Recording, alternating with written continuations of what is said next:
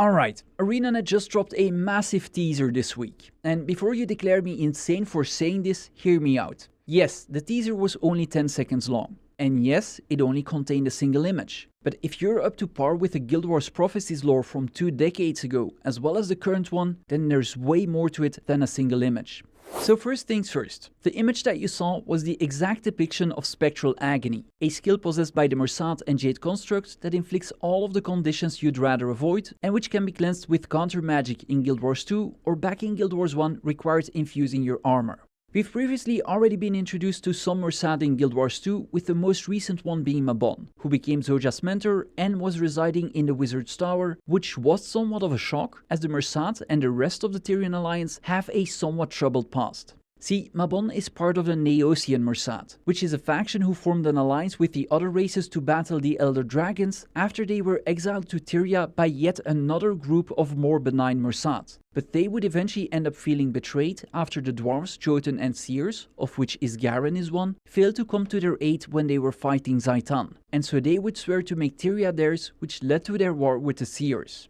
During this war, Mabon would end up in a battle with Isgaren, but would ultimately choose to stop fighting him as he felt it wasn't worth killing anymore. And instead of Isgaren killing Mabon, he chose to befriend him, and he'd end up offering Mabon to undergo the Seer Rite of Ascension so that he could become a wizard connected to the flow of magic on Tyria, which Mabon actually suspected was because Isgaren wanted help to construct the World Spire in Amnitas, which was being powered by the Shadow Stone, which is actually one of the most crucial artifacts throughout all of Tyria's history, because not only is it being used to amplify the Seer's magical abilities, it also helped create a Bloodstone. And the Bloodstone is present throughout most of Tyria's history as well. When thinking about Guild Wars 2, places like Bloodstone Fen or bosses like Matthias Gabriel might come to mind. But millennia before, when the 6 human gods arrived on Tyria through the Artesian waters, they would eventually establish the city of Ara in Or, where they would gather multiple ancient magical artifacts, including the Bloodstone. And Abaddon, one of the gods, would end up using it to gift some magic to some of the races of Tyria.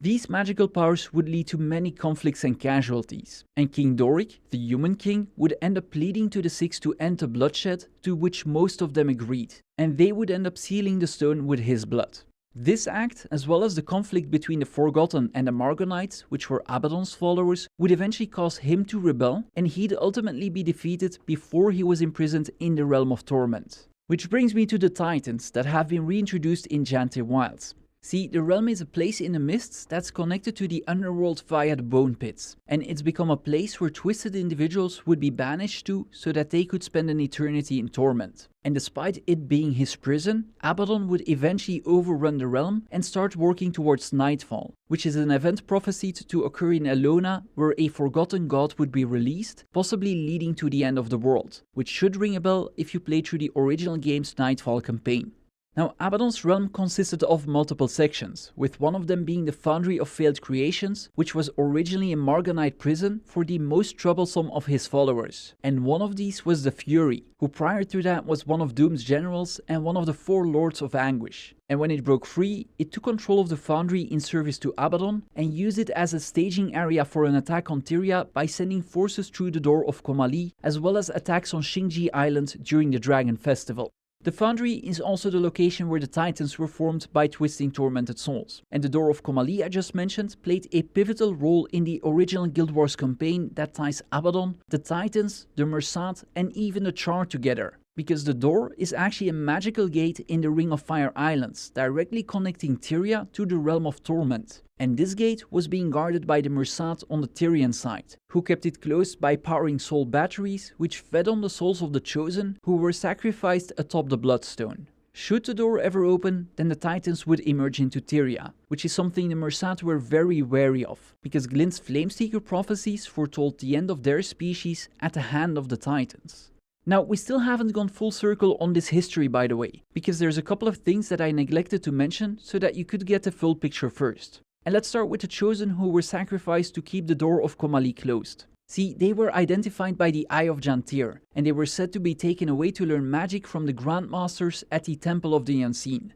In reality, however, they were taken away by the White Mantle for a less fortunate fate. And all of this ties into the first Raid Wings encounters, by the way, as while the Chosen were taken to the Bloodstone, the spirits of those deemed unworthy were left behind in the Spirit Woods, and they would eventually form into Gorseval after Mordremoth's demise unleashed a magical wave. But back to the White Mantle, which was a group formed by Saul D'Alessio after he saved Kryta from the Char invasion with the assistance of the Mursaat. And this invasion circles back to the Titans, because the Char were worshipping them as if they were gods, and the Titans would end up ordering them to invade the 3 human kingdoms. Now, originally Saul wasn't a savior nor a hero. He was a gambler and a drunk. And after he failed to repay his debts, he would take to robbing travelers, until he was recognized by one of his victims and would end up being exiled from Kryta, with the local authorities blindfolding him and riding him out into the wilderness, leaving him to fend for himself. Saul would end up wandering through the forests, trying his best to survive on roots and berries, and he would eventually stumble upon a massive city of towers with alabaster and golden filigree fillings reaching into the heavens, which he actually thought was a hallucination.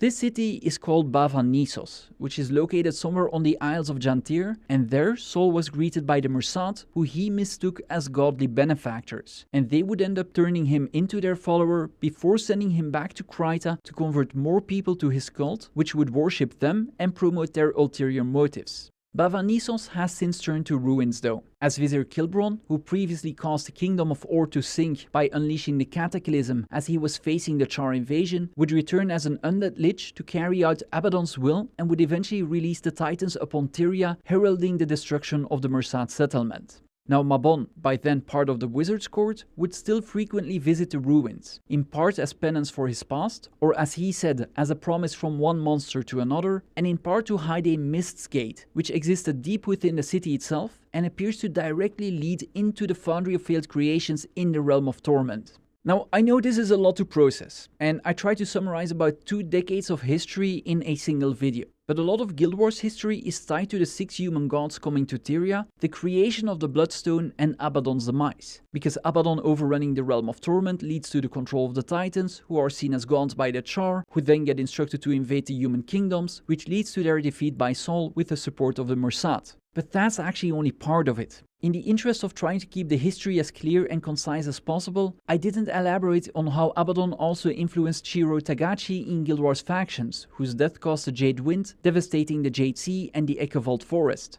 Or how, despite Abaddon being the god of knowledge and water, Cormyr actually only took dominion over order, spirit and truth, while Lissa later adopted water, so she might tie into this chapter that's about to be released as well. And I also didn't talk about the whole history of Malix, a Marganite overlord that ruled the domain of Anguish, who needed to be defeated before Cormyr could take up seat in the Realm of Torment, which we actually visited during Path of Fire. And do you know who I didn't mention either, despite this being a whole history of the Mursaat? The last surviving one according to the Tyrian scholars, Lazarus, who we thought we were cooperating with until it turned out to be Balthazar, who was impersonating him in his very own act of rebellion when he tried to kill the Elder Dragons. And then lastly, despite the Eye of Janthir playing such a pivotal role from selecting the Chosen to being rediscovered in the Bastion of the Penitent as it was reportedly searching for the last of Lazarus's aspects, to almost finding out that Mabon was still alive and residing in the Wizard's Tower. Well, we still don't know to this day who created that artifact and for what purpose.